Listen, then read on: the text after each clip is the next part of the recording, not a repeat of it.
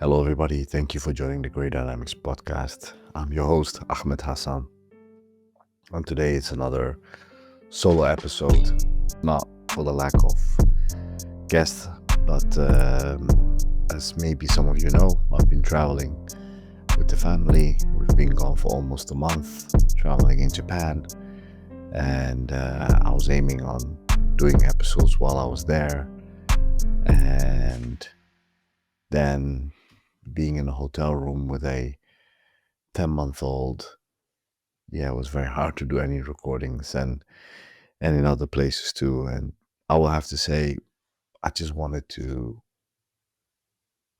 take my time and enjoy and be in the moment and not thinking about work. I mean, I had a lot of meetings while I was there, but that was networking and developing of business and meeting new clients and these type of things. But outside of that, I was just enjoying my time with my family. So apologies to everybody. I know that the episodes have been a bit irregular lately, and that's on me, on nobody else. I know our producer is pulling his hairs out listening to this, and me not delivering the content for him to work with, but he's awesome, and I'm gonna do all of his hard work justice and record a lot more. This week I'm recording an episode. I've recorded an episode last week with one of our team members, Alan. Alan is not really using his own name, so I have to make a mental note that I don't use his real name. But Alan is a member in our team. Some of you might have seen his work, but Alan is our in-house operational security, communication security expert for our operational work, as well as the work that we do online. We talk about this in a full podcast, so you'll hear a lot more about this. But Alan is going to do a new podcast called the OPSEC podcast, and that will be by himself. It will be twice a month. But that podcast will be under the Great Dynamics brand, and it will be produced by us. We will have a lot to do with that podcast, and we're hoping that that will spin off into, well, it's already in the works, but we're creating a guide, an OPSEC guide for intelligence professionals, especially ones that now find themselves in the private sector, but also for anybody else that is any security professionals, anybody that's values privacy of themselves and that of their families. And there's a big part of the guide that talks about your family and the people in your tribe, as it were.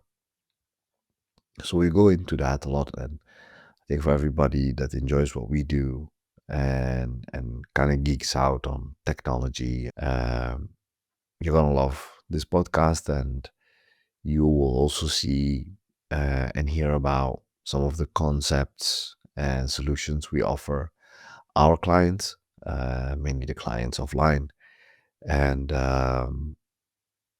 we are in conversations internally to maybe start offering a standalone communications security package that we offer our clients that either travel into austere or denied areas, or areas with a lot of focus on SIGINT. And that's something we've never done before. We've been offering those services to our clients because they asked for it. And we're looking right now to maybe start offering to more clients. It will still be a fairly niche product. It's not for everybody. It's, I'll be honest, it's not cheap, and that's an understatement, but it's valuable. It's been valuable for our clients to conduct the operation safely, and we are expanding the capabilities that we have, and truly some really awesome capabilities that we've been able to lay to bear, and some of them even used by some government clients. So very proud of that. And if you're interested, shoot me an email or a message on LinkedIn, and we can talk about it. But it's not completely there yet, but it's something that's coming in the next, I would say, 2 months. Um, but yeah, if you're interested, please reach out.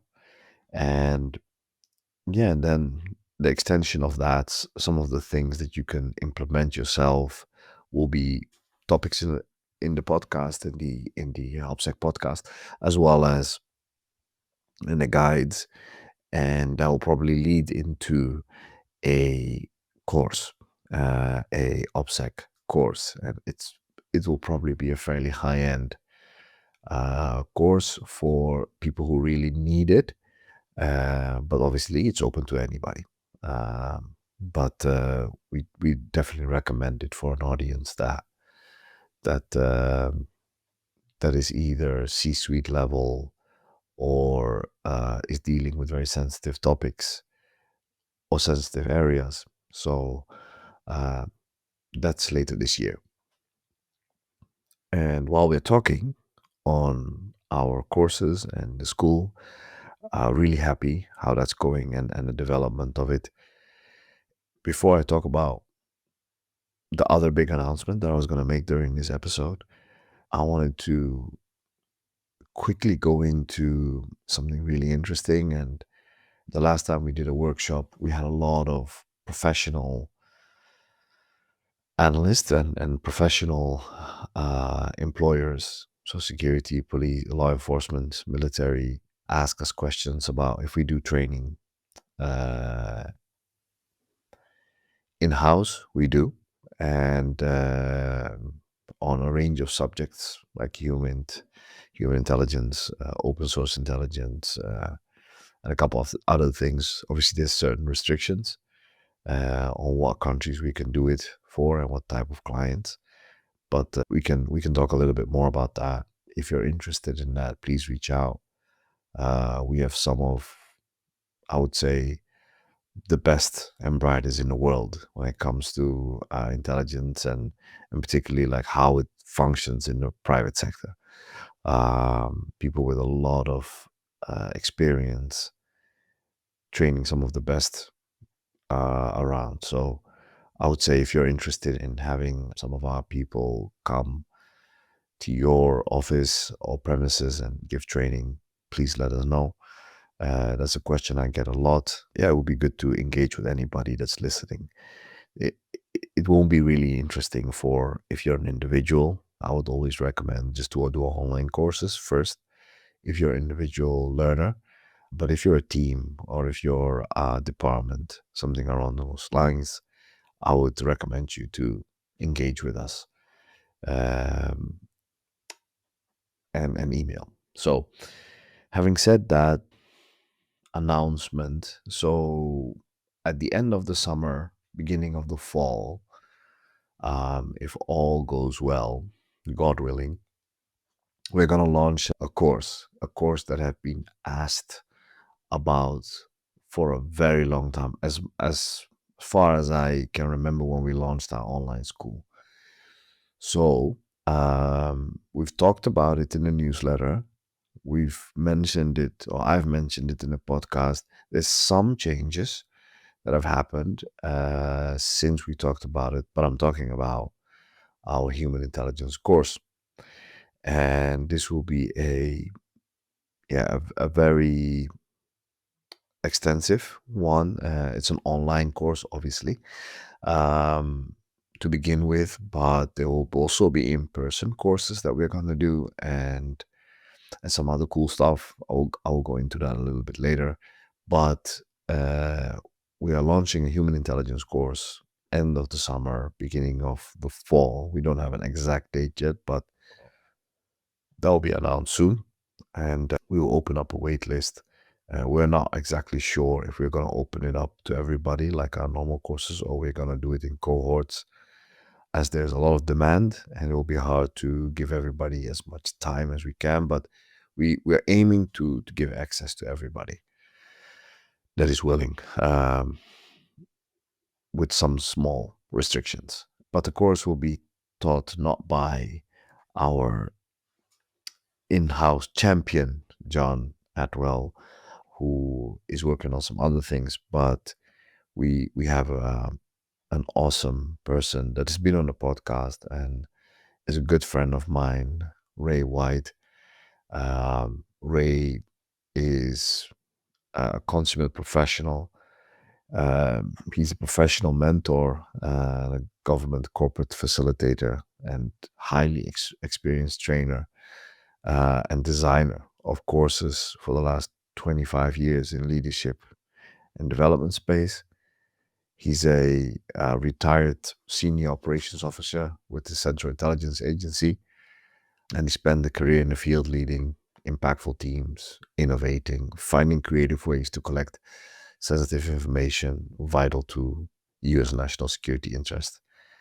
He also, and maybe the most important part, he also oversaw the CIA's largest enterprise training program, an extensive and rigorous hands-on course that prepares officers to achieve impact in austere environments. So you cannot ask for a better trainer.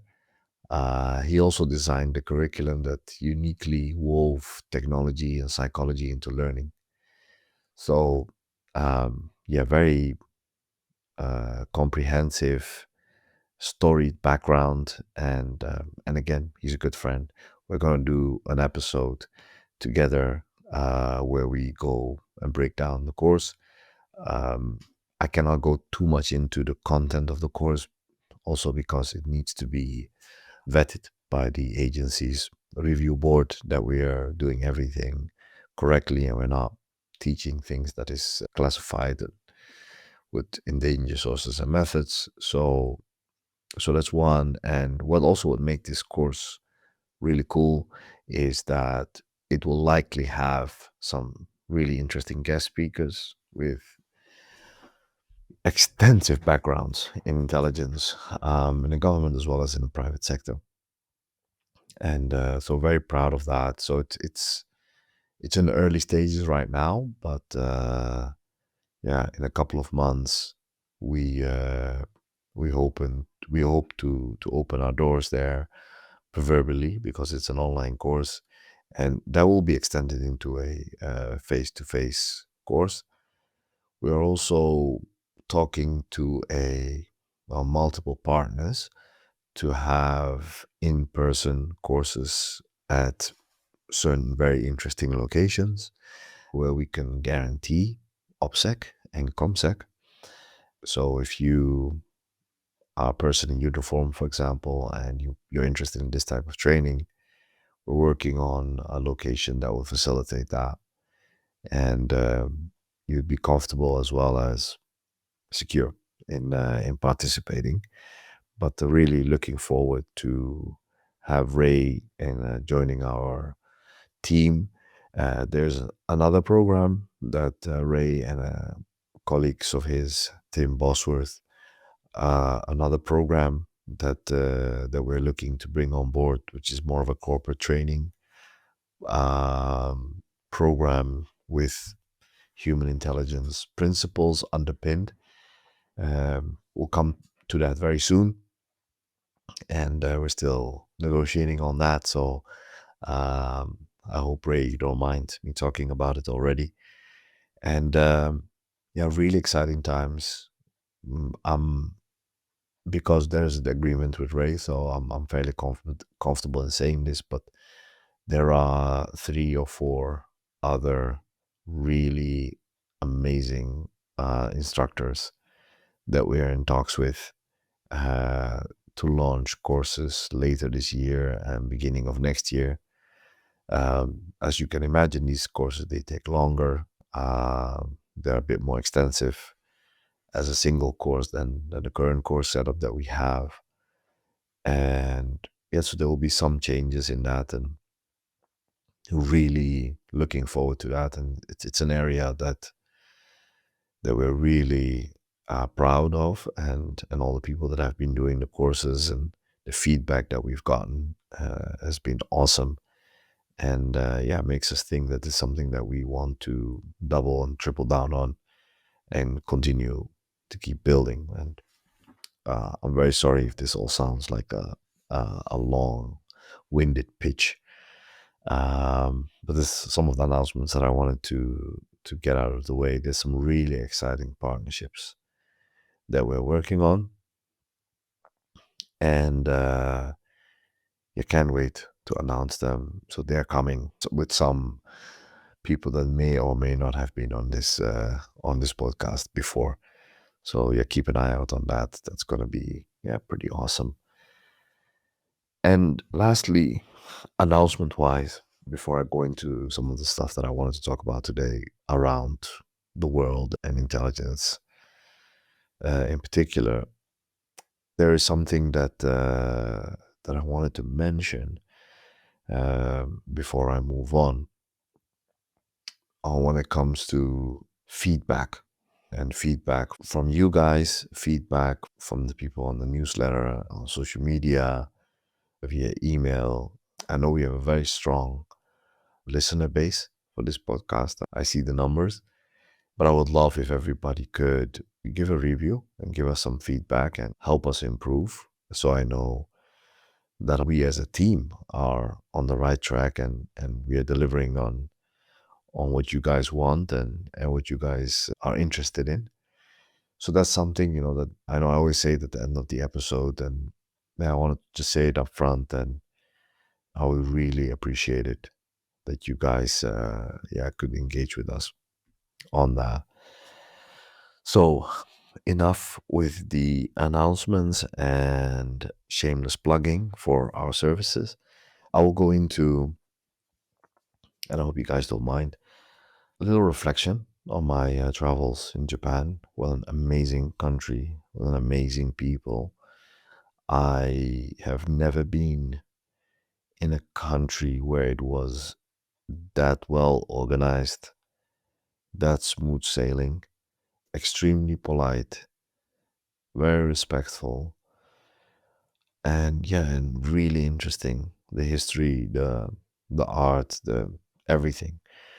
I want to give a big shout out to my buddy that I'm trying to get on the podcast, Clevis Safrani.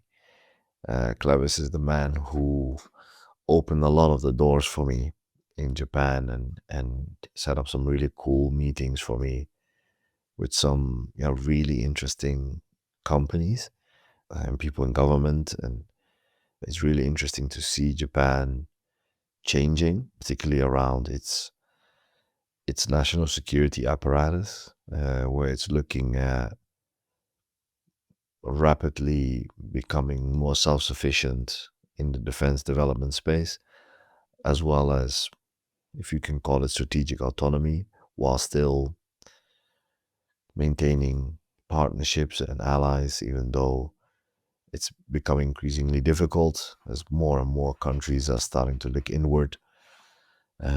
Japan is an island and is kind of forced to look outwards. And as well as its demographic problems that it has, it needs to be able to scale its development as well as its security, its national security. And it was really interesting in speaking with some of the people that make that happen, and I'm really grateful for everybody that has hosted me professionally and socially too.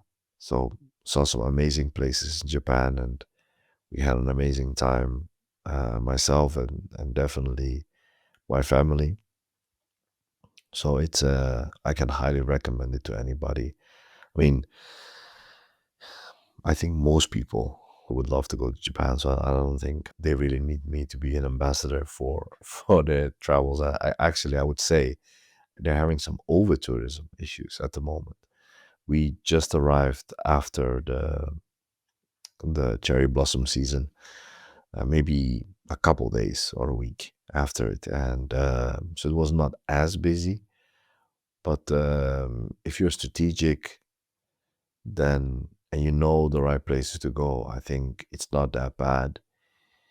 If you're gonna go to all the places Instagram tells you to go to, it's gonna be packed. It's gonna be busy. Just know that if you want to go to the hippest places, you have to stand in line sometimes for an hour to get a pastry. Me myself, I'm not Yeah, I'm not inclined to do that. So, but I've seen plenty of people doing it. So, and my wife even did it. So, I'm not gonna begrudge anybody for doing that. That's a bit of an interesting one. So, yeah, be careful what guides that you listen to, and it's something also that we tell clients when they travel. Make sure that you get some local perspectives and try to engage as much with the locals as you can and for advice and where to go. It's a lot of places that you can only book over the phone in Japanese.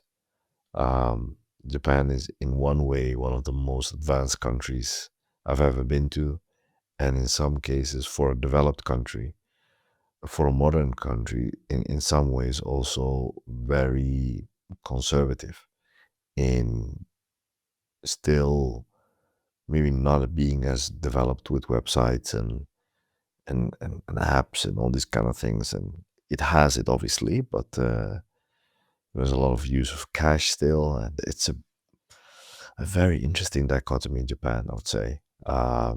Loved every second of it, and we're gonna go back. So yeah, we caught the bug um, as a family, and extremely grateful for being able to do that with the whole family and not just myself.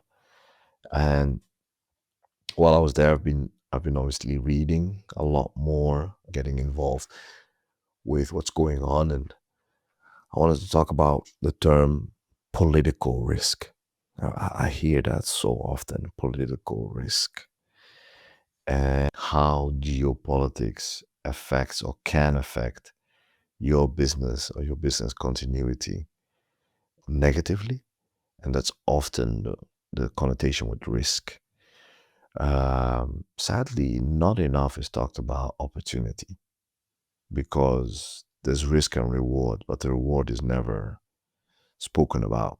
That should happen more. And I think we as intelligence professionals have a duty, particularly in the private sector. I know in the government sector it's different, but in the private sector, to engage more of our clients to talk about recommendations, talk about impact of risk and opportunities. I had a great conversation with the great Michael Art, who is the program director for intelligence study at Johns Hopkins, who talked about that transition from government to private sector, where when you're wearing a private sector hat. I will also link his brilliant paper into this podcast, but where he talked about this, there's more expectations of you. You cannot tell decision maker, we don't have the coverage on this topic, or that's not flying in a private setting. A client will say, well, why do I pay you then if you don't have coverage? So these are a couple of things, that in the private sector, there's a lot more demand for, yeah, you need to know. And even with the use of the words of estimative language, when you're saying likely or highly likely, I've noticed that a lot of private sector clients don't like that because, and you need to do a lot of education on what these terms mean. So that a steep learning curve when I started out in the private sector doing this. So a lot of the Japanese clients asked me about political risk and what I thought about how it impacted supply chains, for example. And they asked about the conflict, the Russia-Ukraine war, and the war on Gaza,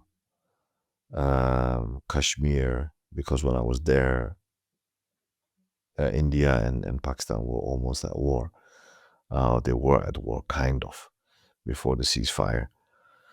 Um, and they asked about insights and how Japanese companies, for example, can operate in that. And this is not just a conversation for Japanese companies. This is for everybody that is, for example, in the critical mineral space or has a global supply chain, which pretty much every company is these days. Or if you're interested or you have interests in the global south, I think it's very important to understand conflicts and what drives these conflicts. And if you look at these conflicts that I talked about, uh, especially in places like DRC, but as I said, in Ukraine, at the end of the day, these conflicts revolve around mainly resources, may it be grain or critical minerals in Ukraine and oil and gas, or gold in Sudan, uh, critical minerals in DRC, as well as um gold and these type of things. Um, and Kashmir is, a lot of natural resources and water that drives electricity for India, and also again critical minerals. And so political risk comes from engaging with the wrong entities or not vetted entities and not understanding the movements of the locations that you're working in and how either transnational changes and geopolitical changes will impact your business, but also how local dynamics impact your business. And I think in a lot of places, and obviously, I would say this as because this is the service that I deliver, but this is an honest assessment on my part that a lot of companies, and particularly in Europe, are sleeping at the wheel. And I'm a European, so we tend to have a one mind focus. So I read while I was traveling, I read almost every country's annual threat assessment. Um, Almost every country in Europe's threat assessment, as well as the US and Australia, and anyone that I could find. I read it. But now let me just focus on Europe for a second. Every threat assessment is about Russia and China. And obviously there's certain country specific like the Nordics, they talk about the Arctic and impact on that.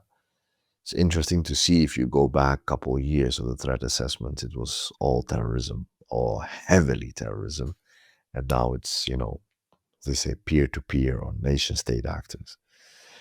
And it's always, a laser focused on one problem set instead of keeping yourself agile. And almost every country was falling into the same rabbit hole. I think, speaking of political risk, speaking of reputational risk, what I don't really see in this assessment, you only have to go online, you only have to travel and speak to people, is the not just internal, but international loss in trust and loss in the values, the human right values, the West and particularly the European Union as well as the US has focused on is being challenged. Is being challenged in multiple ways. Is being challenged by an increasingly, yes, assertive Russia and China, because countries are going to focus on what's good, what they believe is good for their countries. And that's I hate the word clash of civilizations because I think it's an over simplification of how the world works. Um, but I think that the way that the European Union and other institutions talk about the Ukraine war, but do not engage in similar or rhetoric in the Middle East, in particular in the genocide that's happening in Gaza. I'm an analyst. I look at the evidence. Pretty much every major humanitarian organization, the International Criminal Court, have deemed it a genocide. And I don't know why that's controversial. And I think we do ourselves a disservice by mentioning that or by vilifying people and vilifying analysts. And I see it in my own team when they want to write about certain topics that involve, for example, Israel, that they say like, hey, that might impact my career. And that's silly. We can write about everybody, and we should write about everybody. We should write about every threat. We should write about um, every instance. And this might cause people to stop listening to this podcast. So be it.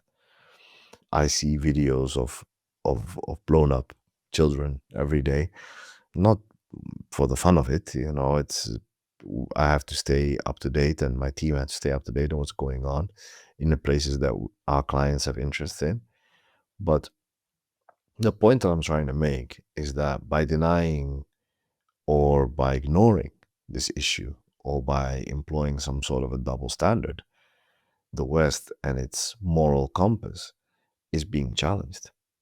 And not only is it being challenged, um, it's being exploited, because now countries can point to Russia invaded Ukraine and it set a precedent, right? Um, for others to follow suit. And this the same for in different forms, but it's the same for DRC. It's the same um, for Israel. It's the same for Pakistan, because if countries can just act unilaterally like that by invading another, whatever the reasons behind it may be, there's a decay in standing. And what lens, what standard are you gonna put on conflicts if we cannot even give, for example, Sudan the time of day where horrific human rights abuses and genocide is happening to a large population in Darfur? And because it's one of the countries that we work on and we write about and we research, and we're seeing an explosion, not just violence and silence on it, but we are seeing an explosion of development in warfare that is resembling that was happening in Ukraine. Obviously not on the same scale because there's not the same budget there, but we wrote a report in February on capabilities of both of the warring factions in Sudan. And those assessments were no longer valid since last week, because there was an unprecedented attack in Yala in Sudan, where we thought that the Sudanese military didn't have the reach to do that. And 1 day or 2 days later, there was an attack on Port Sudan, which was unprecedented too. It was a paradigm shift in what was possible, what we deemed was possible in that war. And that's facilitated by newer, better drones and munitions that, they come into that conflict not by miracle. There's actors involved there. The UAE is on the side of the RSF, and the Saudis on the other side. I'm not saying something controversial. I think this is fairly well documented. Um, and if you're interested actually in that, there's a brilliant short documentary that Middle East Eye made on a gold trade and the gold smuggling that happens out of Africa to the point of $30 billion a year. And gold is a very interesting one, because a lot of these countries now are hoarding gold due to the chipping away at the trust and the power of the petrodollar, and move towards gold. And it has seen prices skyrocket. And this is interesting also, especially for our private clients, that these conflicts have impacts on supply chains and risk, but also again on opportunities in where to invest, for example, which is very sobering to go from genocide into investments. But there's a certain realism that I think we need to have also about these conflicts. I'm a person and I have feelings, and um, of course I do. Um, I've been very good at not letting that interfere my analytic work or that of my team. If you read our stuff, it is extremely apolitical, and we don't talk about that. That doesn't mean don't have opinions, but um, from a professional perspective, I want to keep it professional. But I think I also am responsible to speak facts, and as we always do. And when I get an email from an angry company in a not named country, like, hey, please take this report down because it's damaging our reputation, and we don't, that should be across the board.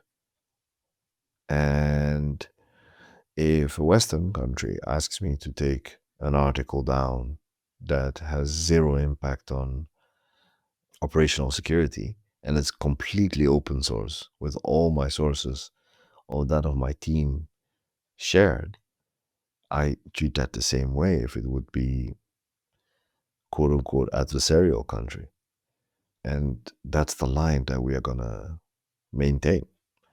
And I hope the listeners of this podcast and people that like what we do and support us respect that. And if you don't, then you don't. I mean, I cannot force anybody. I mean, since the elections in the US, we write about our observations on leadership changes. We do a lot of leadership reports, and a lot of the comments that we get is not professional comments, but mainly from our supporters that, hey, you are not writing this about the previous administration.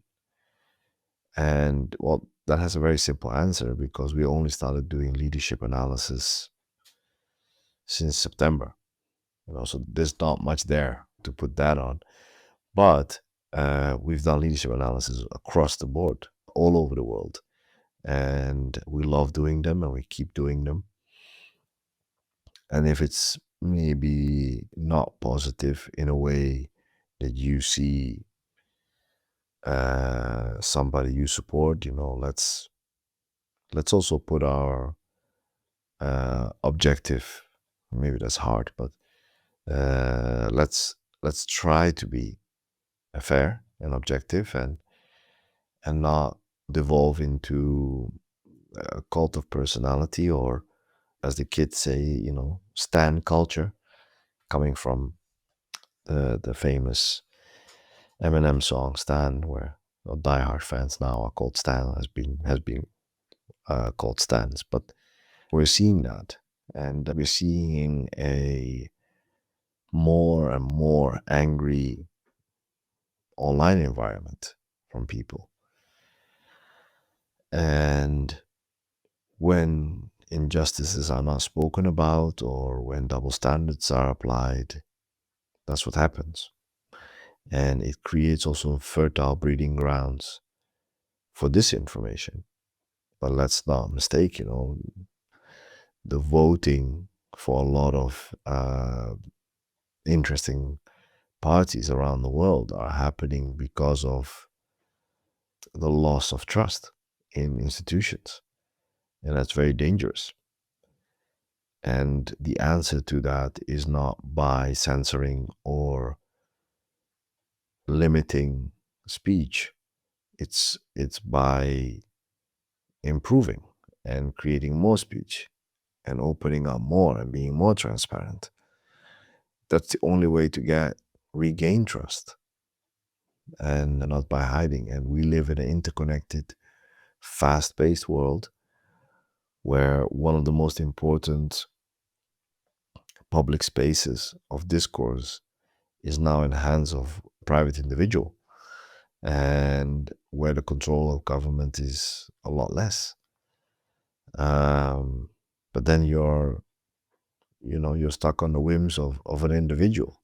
And we have to be very smart about that and honest about it, and not fight for free speech and open communication and transparency when we want it, but we have the responsibility when we are custodians of that, when we are empowered to keep that.